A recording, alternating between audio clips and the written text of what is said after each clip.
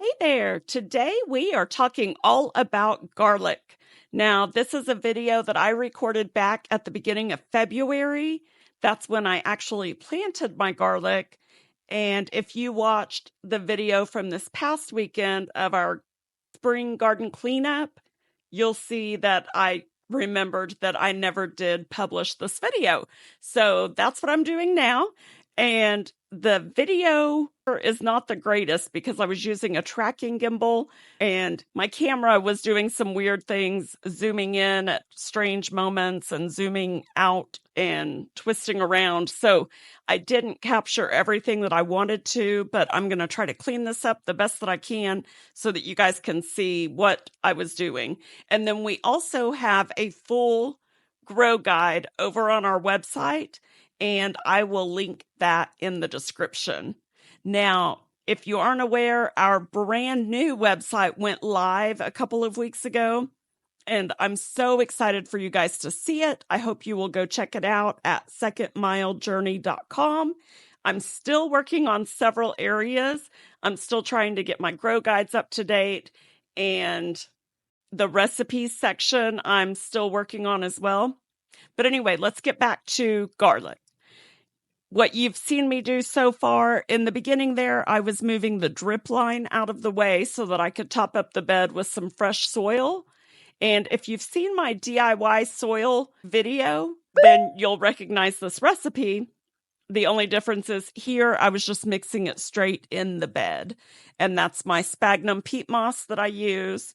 And then I mixed in some compost and some perlite and just mixed it together real good, topped up that bed.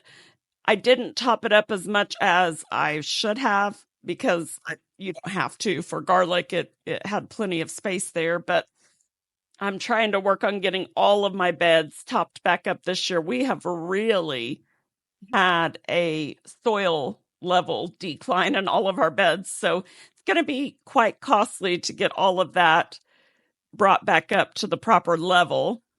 But anyway, you can just see that I'm mixing it here.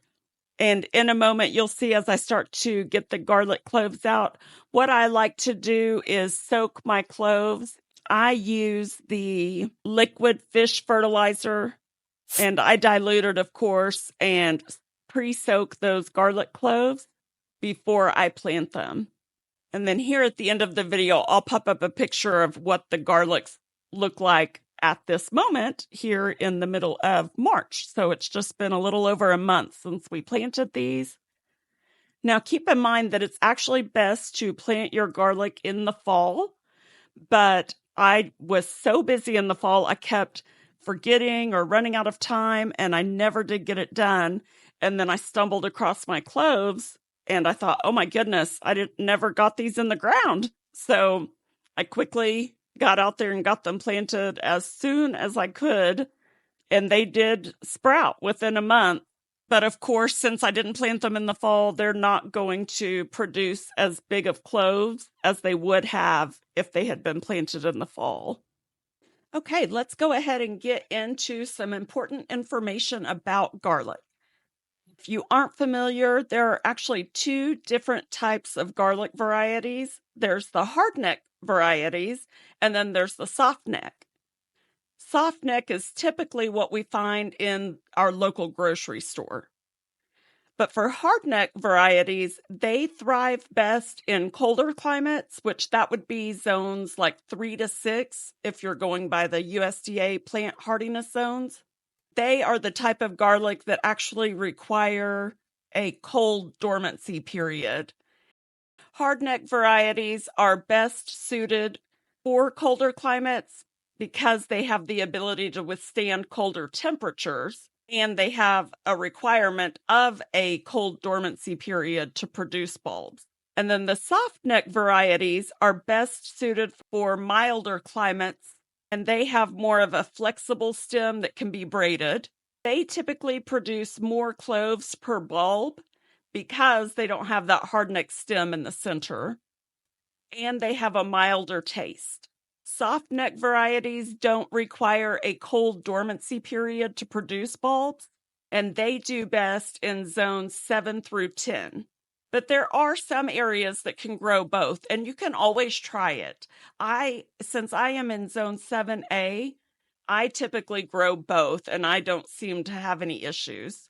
This year we grew 2 varieties of Softneck and 1 variety of Hardneck. However, I am concerned about my Hardneck garlic because since I didn't plant in the fall like I should have, and I planted in the early spring, late winter, thought we would have some more frost dates after I planted, but so far we have not, and it's beginning to look like we may not. So I may not get too much of that variety this year.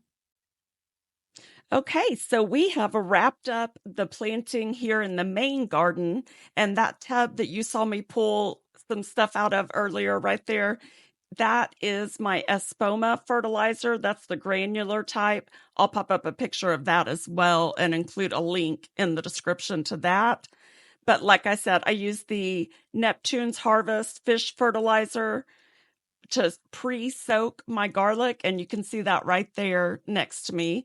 This is where I was planting in the south garden, and I've got that Espoma in that little 5-gallon bucket next to me. And we're just getting the rest of this planted. And then I use easy straw to mulch around all of my vegetable plants, actually. I find it the very best thing to use. I'll include a link to it too, just in case you can't find it in your area. But the best price that I've found on Easy Straw is at Ace Hardware. So if you have an Ace Hardware close to you, I believe it's only like $14.99 for that big bag, which I believe is 2 cubic foot. But I will include links just in case you can't find it in your local area. And of course, you can also see me adding, after I plant garlic, the fertilizer that it was soaking in, I just kind of water it in with that as well. And remember, we've got a complete grow guide over on our website at secondmilejourney.com.